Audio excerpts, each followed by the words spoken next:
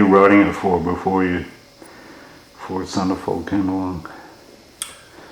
Well, as I remember when you came to town, I was, this was, I guess, early in 78 or just the end of 77, 78. I was writing descriptive texts, mostly from photographs. I was working a lot with Rodney Worden.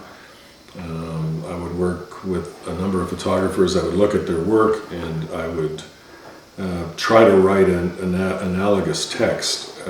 The idea being, I get, going, really my influences were like Alain Robbe-Grillet, people like that, the French novel. The idea would be that I would believe in direct analogy. I wouldn't be trying to do metaphor.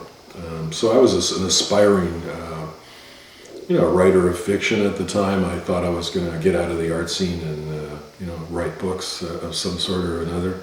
But the main thing I was trying to write direct analogic texts with the idea that I could put a photograph up in the gallery, put my text up in the gallery, and then I would be able to ask the viewer to look at both and to examine what I had said and really to sort of fine-tune my notion of point of view and perception.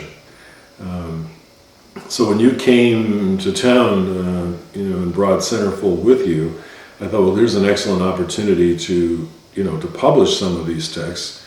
But then quickly you put me to work because we had to come up with a different side of the magazine. And so I was really excited about the idea of, in a way, pretending to be a journalist. And so I wrote these kind of, thought pieces, which were what I thought journalism was, coming from a very strange formal position.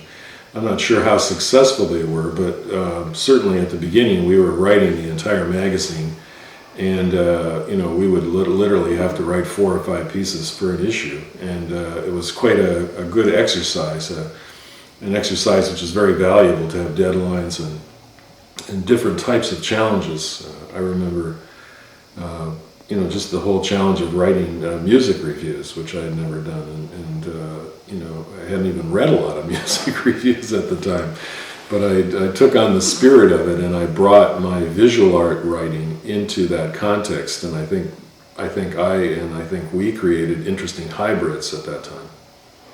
So the pieces I remember are aside from the collaborative pieces, are as diverse as like the pure text piece that you wrote. I think you wrote a piece on Larry Dubin. Mm-hmm. So it was that the pure text piece in particular, and also the Venezuelan video review, but they were written like they were journalistic reports, right? Mm-hmm. Yeah. Aside from Larry's piece, but I mean. Yeah. Well, I was able to do a kind of, to make a wide range of attempts to do different types of things. So I might be reviewing albums, I might be reviewing a festival, I might be talking about, there was a case, the Pure Text case, which was a suit by a union against the abuse of workers in terms of surveillance technology. So I was really interested in surveillance as a sort of sculptural medium, and it was kind of interesting to try to look at how to talk about the jurisprudence in that case. This really forced me to do research in a different way, and it allowed me to kind of expand the organizational problems in my writing. I think I was writing really free form before this and kind of directionless, and I think the problems that were created in writing these journalistic pieces forced me to be more disciplined and to try to organize a greater range of information. I was very, very pleased and proud with that Pure Text case because it answered some of the needs of the magazine to examine social issues, but in the light of how surveillance worked in terms of controlling social behavior. So I was, really intrigued with some of these problems of writing, which were new to me. Again, I was receiving criticism from people who thought that my writing was quite rigid and was quite unusual as journalism. But we were kind of learning on the spot, and I was doing the best I could given the deadlines. Right. So was there a difference between, because at that point and for a long time there were like 6 issues a year, so that the idea that potentially at least you could have you could be publishing stuff 6 times a year. Was that a shift, or was this just an augmentation of other opportunities that you had? Because I know that, you know, Art Metropole and other people had published sort of large format text of yours. Yeah. And there's no question that I saw the opportunity to write for Centerfold as a form of exposure. I think for all of us that were in print, to the extent that we were, you know, we had a pretty hot magazine and people were reading us, and I think there was a level of exposure or concentration that I hadn't really experienced before. I had really thought about writing as a kind of a situation where the sort of mind hits the pavement, and I had always likened drawing to as the analogy that you would kind of draw on the environment, and so I tried to work in a number of different venues, opportunities that would come up in other publications through Art Metropole or Parachute, or working in context, doing public display of photostats of my writing. But being in one place and having a kind of a set of genres to work in, like I say, music reviews. I was very interested at the time because in the late 70s there was a lot of crossover from the arts to popular culture, and it was a kind of a precursor to the 80s where I think things tipped right over on themselves, where people were trying to do art as entertainment. I think there was a great deal of failure.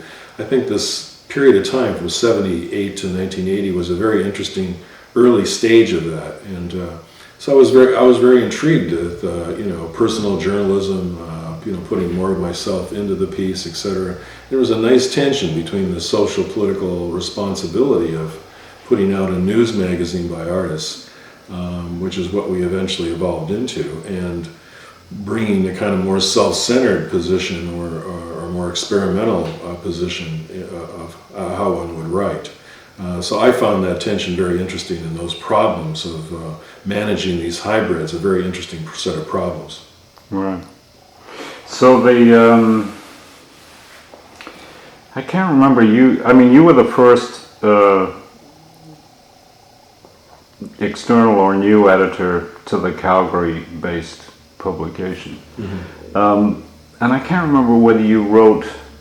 Did you write one of the editorials for the early issue about Where the magazine that has the baby on the cover, the infanticide issue? Because it was pretty weird, the types of covers we put out, like the one on the body politic trial, the one on the infanticide cover. People were thrown a bit by that. I think that this was, like even within the realm that this was a sort of interdisciplinary or a media arts magazine, we were putting out sort of strange covers too, in terms of. So can you remember? I can't remember. I think you said. I think there were. Because I know we had this. I can't remember when, but I know we had this discussion about. We know what a real news magazine does. It puts faces on the cover, right? Right. And can you remember any of those discussions about how Fuse actually came into being? Because you were one of the 3 editors there that did that. Well, I just remember how our readership was uncomfortable with what we were doing. We were experimenting with the idea of creating a sort of a social vehicle that both promoted and distributed the ideas of artists as they were working in an art scene. We were also interested in linking that art scene with the world and with problems that we were experiencing with the world and things we were concerned with. So there was this kind of strange mix of things that were starting to become part of the magazine. So the covers were becoming very startling in terms of issues. Like the body politic controversy, infanticide issue, an issue we did an issue with a cover on infanticide, this pure text idea that we had. And I think we were kind of evolving into a kind of a magazine, a news format that was authored by artists. And we would have discussions, and we would be quite clear about our intent, of course, because we were thinking about it constantly. But as these issues were hitting the public, there was a great deal of confusion. So I do remember writing an editorial piece, kind of a statement of where we were going, which was poetic, but talked about the idea of artists writing the news and how they differed from, a news magazine written by artists would differ, and it would be richer, and it would be awkward and clumsy at sometimes, but it would always be hard-hitting and surprising. So I think we understood that this vitality, this awkwardness, was a way of escaping definition. But of course it was working against us, because the distributors of the magazine, the audience for the magazine, was looking for clarity and was looking for a definition of who they were as an audience. And we were acting quite naturally as artists, being very, worried about being pigeonholed and operating in a totally predictable way. So you get this kind of messy artists meeting the public kind of feeling from these early issues. Yeah, I mean, I remember the Pure Text story on the cover of. There were three stories. There was Joseph Boyce and artist housing in London. Oh, that's right. Okay, yeah. Yeah, those were the three things on the cover. But the magazine did other things in the beginning too, like this continuation with these video festivals, the Canadian Open, and then the documentary series that it did. But there were also, the Teleperformance Festival is where, a number of us came together too. And this, in a way, this question of artists and television and artists as critics of mainstream media also fit in quite well with what your interests were and how they developed, or how they were already there, but you developed them more. Mm-hmm. So, was it, was having access to the magazine, and I guess what I'm saying is how did artist media at that period of time help or not help develop some of the space for doing this, alongside the individual projects that were happening, people making video works, or did it begin to feel like it was like a growing, if not community, then a growing sort of grouping of people that had different interests, but that they were beginning to occupy a bit more space? I think there was a very important thing that was happening with artists' use of public media and using media like television.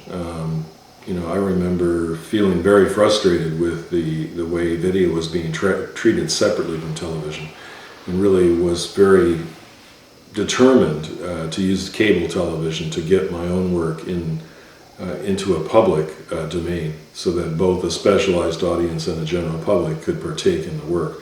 And I think that there was a natural affinity with a news magazine, the idea of a regular periodical that would function also in a public manner. And I think this idea of a hybrid space between a news magazine that dealt with social issues, but also featured a separate culture, like the video culture, experimental music, or experimental writing, or jazz, or any of the things that we featured. We found it to be a natural kind of an affinity, and to put these into one volume. I think that it was very, very important for me to always see my writing both produced as television, produced as radio, produced as a magazine. Each of these translations into different forms of media allowed me to kind of measure what I was doing, and I was very interested in this whole idea of the adaptability of text from one position to another.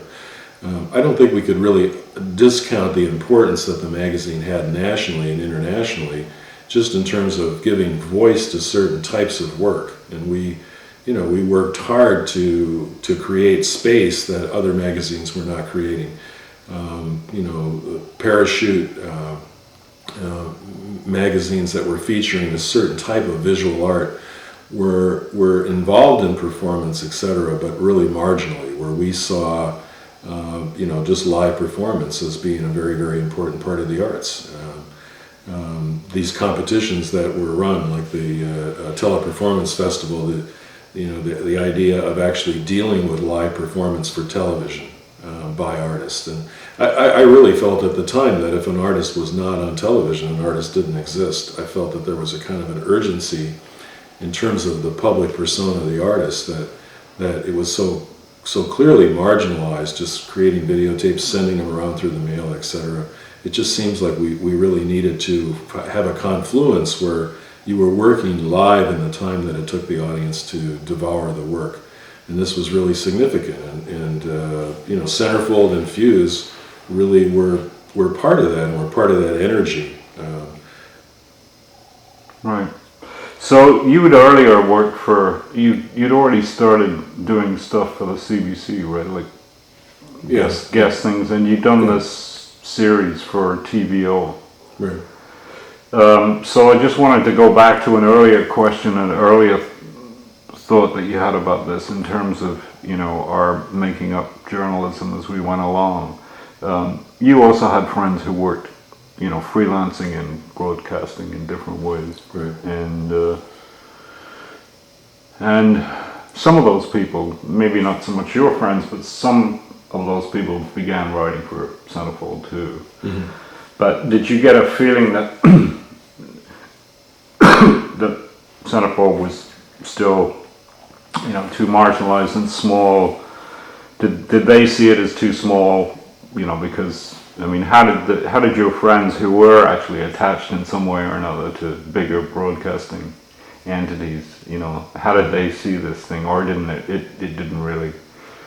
Mm-hmm. They had other options, their mm-hmm. other choices. Yeah.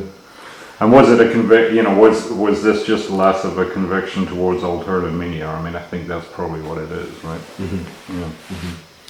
Well, I did work for the CBC as a monologuist, and I came to do that work in the early to mid '70s based on just meeting people at the YMCA playing basketball. I ended up working with Peter Zofsky and doing certain kinds of radio journalism towards a popular sphere.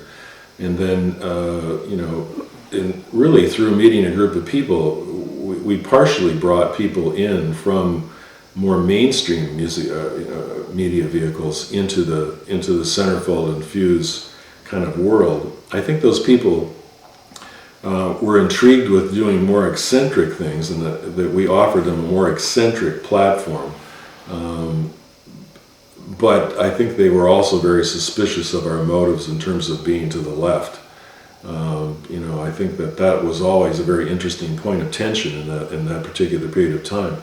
There was political art at the time, but there were great suspicions about that, and kind of carryovers from sort of fear of socialism and right. various issues. So I kind of feel that the people that I knew that had a more mainstream access to journalism were interested in doing eccentric, art-related things in Centerfold and Fuse, but they were always suspicious of the political inclination of the magazine, because the magazine had a certain kind of work to do. There were many, many marginalized stories by many, many people who were just not being covered in the primary media, and that was a natural thing for Centerfold and Fuse to cover.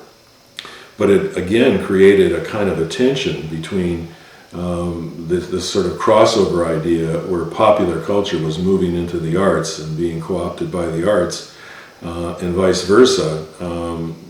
That activity was really not involved in setting up too many political hotspots. And when you started to just get into, the misrepresentation of gays and lesbians, that at the time was not, it's hard to imagine, but it really wasn't a predominant thing that people wrote about and exposed. So I think that there was, some suspicion about what we were doing was a little bit too way out or too marginalized, and I think people felt a certain stigma writing full-time for the magazine, writing repeatedly. Because this was always a kind of volunteer activity. We were, authors were not making a lot of money at Centerfold and Fuse. They were writing for the exposure and for the learning experience and for the ability to promote certain ideas. And, we had the door open for those people that wanted that. But of course, people wanted to exploit us in different ways. They just wanted to promote certain issues or popularize certain issues. So I think that we had a limited relationship with, popular media. And it was only, I think, when we clearly defined that we wanted to go and do a story on the upcoming election. And we got press passes to go and hear the debates by the three major parties. And, we took a certain position and a certain take on that. I don't think people really thought about, a political journalist would think about coming to our vehicle to write, because I think to a large extent they would be discredited by hanging around with artists and being seen as somebody who writes for an art magazine of some sort. Right. Yeah, even though there were some economists, I can't remember his name, but one guy who was an economist is like now the lead, and has been for years, the lead economics writer for the Star. They did. Yeah. Okay, I'm gonna pause. This is okay. So we were just talking about some of the pieces that were, tend to get forgotten, that I think you were helping drive, and I was supporting them, that weren't so much pop art, popular culture and art, but were, the term used was media literacy, and we were getting people that were, I just said, were sort of whistleblowers within the CRTC or the NFB. They had nowhere else to go who really wanted to listen to their stories, but we were fascinated by getting more information. So, I think that, one of the things that happened is this crazy juncture of competing interests for exposure within the magazine, and this very complex point of view that the magazine was presenting, which was really a kind of a societal point of view. The magazine was you and I, Clive Robertson, Tom Sherman, and then it became Clive Robertson, Tom Sherman, and Lisa Steele, and then it became Clive Robertson and Lisa Steele in a period of a couple of years. And accordingly, there were communities of people that followed the magazine and moved in and out of the magazine during that period of time. Each editor had its own point of interest. Besides my own very selfish interest in wanting to write really crazy texts that combined, a lot of different ideas and were just thought pieces, which were quite abstract, which I felt I could rationalize if I did some of the other types of work necessary for the magazine, including proofreading the thing. And, this is putting a magazine out with a staff of 2 is pretty crazy endeavor. So, but I was able to write these sort of thought pieces. I was also able to bring a certain interest in, media literacy and being critical about the media, which was part of my interest. So we were allowing, people who were emerging lawyers at the time to write pieces on the CRTC and how, the bandwidth of Canada was being divided up, etc. There were issues on the economy that we were able to publish. So we had this eccentric community that would move in and out, and I always felt as though I wanted to maintain a fluidity within the magazine that included being critical about popular culture and all types of hybrids of potentially popular culture, allowing the artists to move out of the grant system and into a distribution and exhibition system which would, pay artists. I was always interested and intrigued with that aspect.